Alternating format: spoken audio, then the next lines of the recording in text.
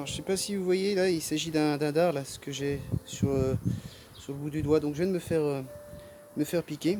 Ça c'est des choses qui arrivent hein, de temps en temps. Bon, rien de grave. Hein. Bon après, c'est vrai qu'il y en a qui sont plus allergiques que d'autres.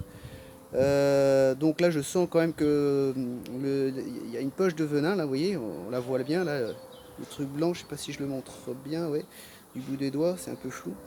Et bien entendu, bon, il y a à l'intérieur, enfin, sous cette poche de venin, il y a le pic, enfin l'aiguillon, avec des barbelures. Donc ce qui empêche enfin comme un harpon, du coup ce qui empêche le dard de partir.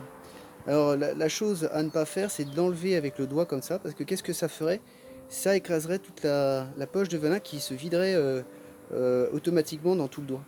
Là, je sens que encore que ça pique un peu, que ça continue, qu'il y a un petit peu d'acidité. Enfin, je sais pas comment définir cette sensation-là. Là, je sens que ça continue à diffuser, donc mieux vaut tôt ou tard l'enlever. Et juste pour votre information, si ça vous arrive, donc ne surtout pas le presser comme ça ou pour l'enlever. À la rigueur, si vous avez rien, bah, c'est à ce moment-là de l'enlever avec l'ongle, tout simplement comme ça. Tac.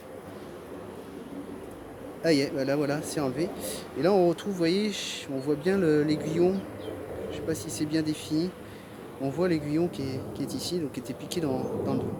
Donc qu'est-ce qui va arriver pour moi? Bah, il se peut que j'ai eu des sensations de chaud. D'ailleurs j'y pense, il vaut mieux que j'enlève mon alliance parce que si jamais ça commence à enfler, ce sera là par contre ça va devenir problématique. Là j'y pense justement à l'instant.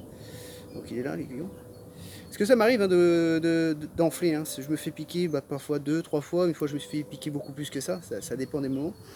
Et bon, par contre, soyez vigilants si vous vous faites piquer, vous ne savez pas comment réagir.